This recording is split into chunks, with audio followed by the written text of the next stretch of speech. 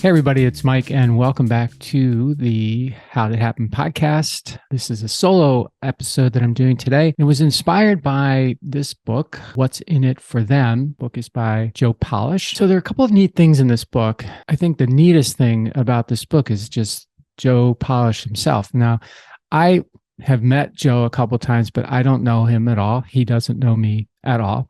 Meeting sort of like shake hands. I ran into him in the bathroom one time at an event, but I don't know him. I've listened to Joe a lot, and I've listened to his podcast. I did read his book. I've heard him on many other podcasts, but I don't know him. But here's what I know about him, and here's what impressed me, or what impresses me about Joe. Well, first of all, Joe is a recovering addict. So he has had drug addictions from when he was younger. He started very young, and he tells the whole story. You can read about it in this book, and you can also, he's got a movie called Genius. What's it called? The Joe Polish Story. The Joe Polish Story. Well, it's the Joe Polish story. But what impresses me about Joe is that what he has overcome. I guess so many of us overcome so many things, but Joe's really overcome a couple of things. And I think they're important for leaders and entrepreneurs. First, he was abused as a kid.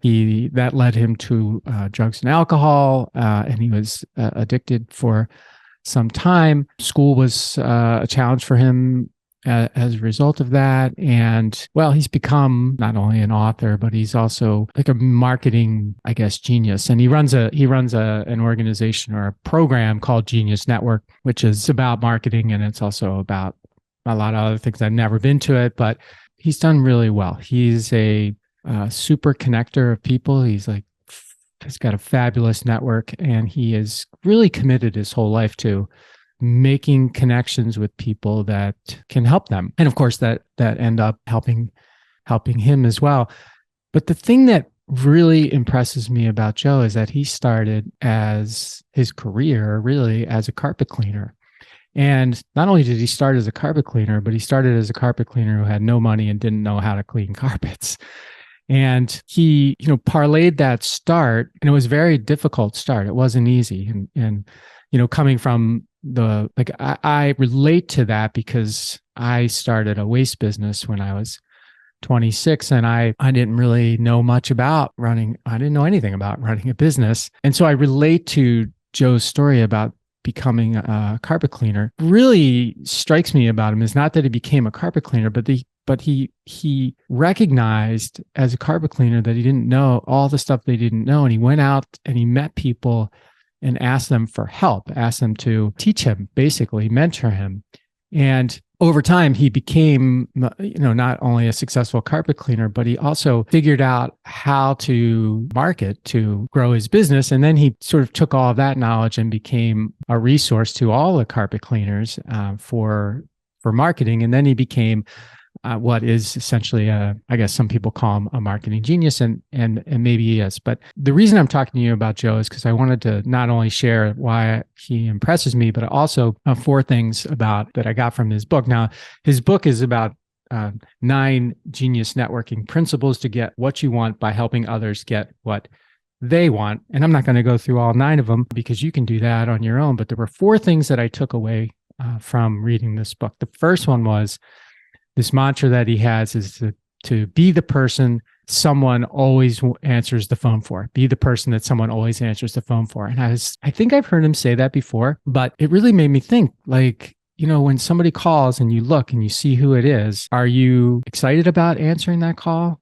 Or are you frustrated about answering that call? Or are you indifferent about answering that call? How do you feel about when you see someone's name come up on your phone, whether you're going to answer that call or not? And it made me think, that's a really good thing to strive for, to be the type of person that everyone wants to answer the phone for. And why do people want to answer the phone for you, right? Because they like you, because they trust you, because they want to help you, because you've helped them.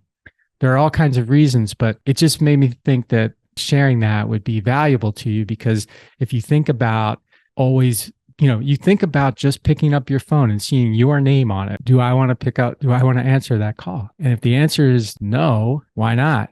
And if the answer is yes, then how do you do more of that? So be the person that people always want to answer the phone for. Second one was treat others the way that they want to be treated. I see that the axiom is sort of like treat others the way you want to be treated. And Joe takes it a step further, treat others the way they want to be treated.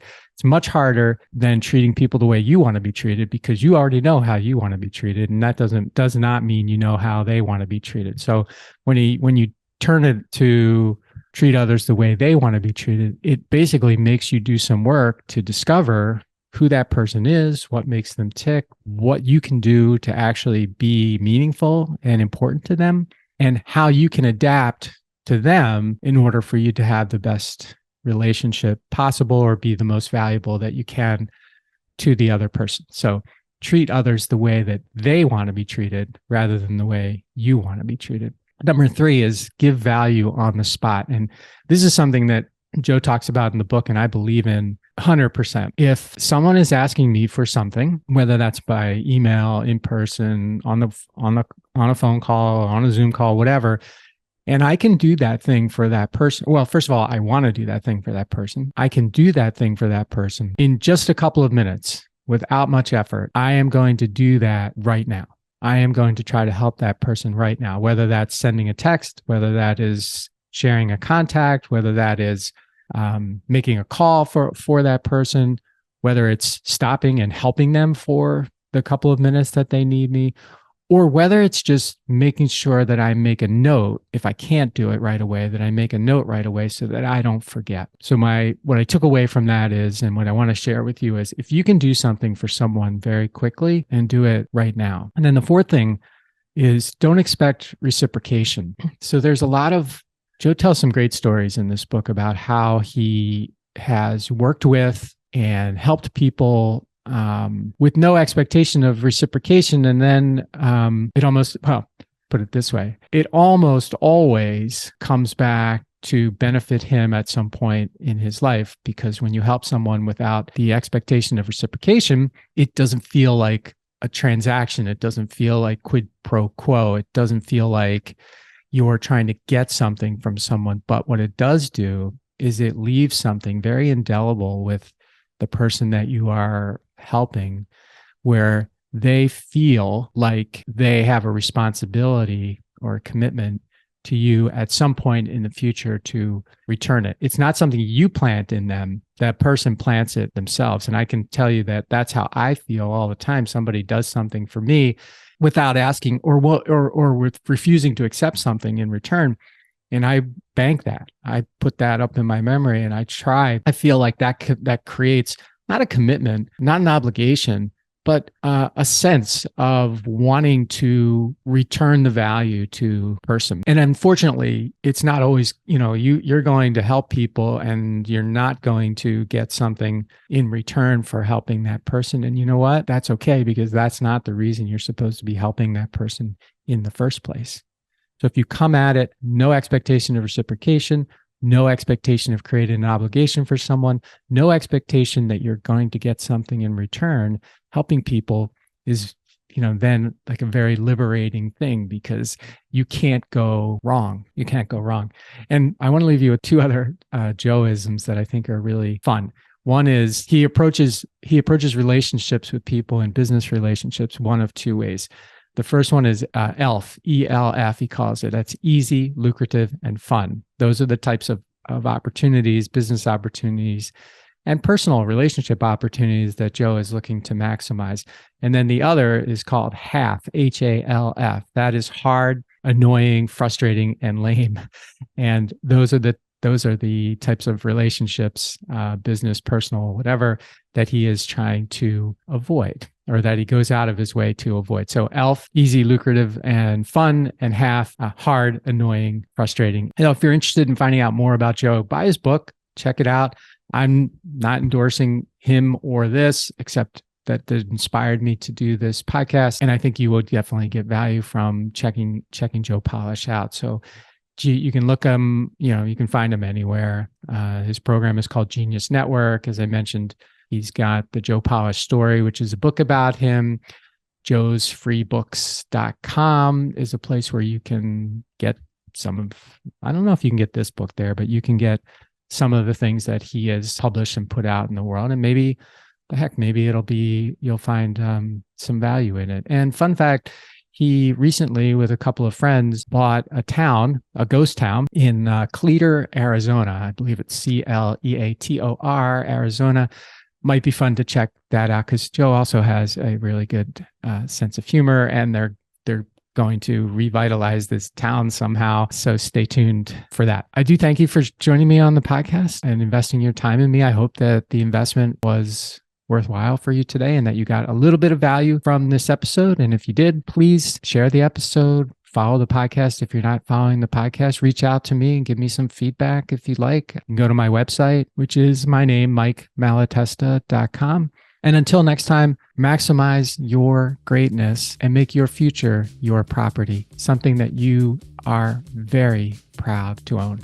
Hey, everybody. Thanks for listening to the show. And before you go, I just have 3 requests for you. 1, if you like what I'm doing, please consider subscribing or following the podcast on whatever podcast platform you prefer. If you're really into it, leave me a review, write something nice about me, give me 5 stars or whatever you feel is most appropriate. Number 2, I've got a book. It's called Ownershift: How Getting Selfish Got Me Unstuck. It's an Amazon bestseller. And I'd love for you to read it or listen to it on Audible or wherever else, Barnes & Noble, Amazon. You can get it everywhere. If you're looking for inspiration that will help you unlock your greatness and potential, order or download it today so that you can have your very own copy. And if you get it, please let me know what you think. Number 3, my newsletter. I do a newsletter every Thursday, and I talk about things that are interesting to me or I give more information about the podcast and the podcast guests that I've had and the experiences that I've had with them. You can sign up for the podcast today at my website, which is my name, MikeMalatesta.com. You do that right now, put in your email address, and you'll get the very next issue. The newsletter is short, thoughtful, and designed to inspire, activate, and maximize the greatness in you.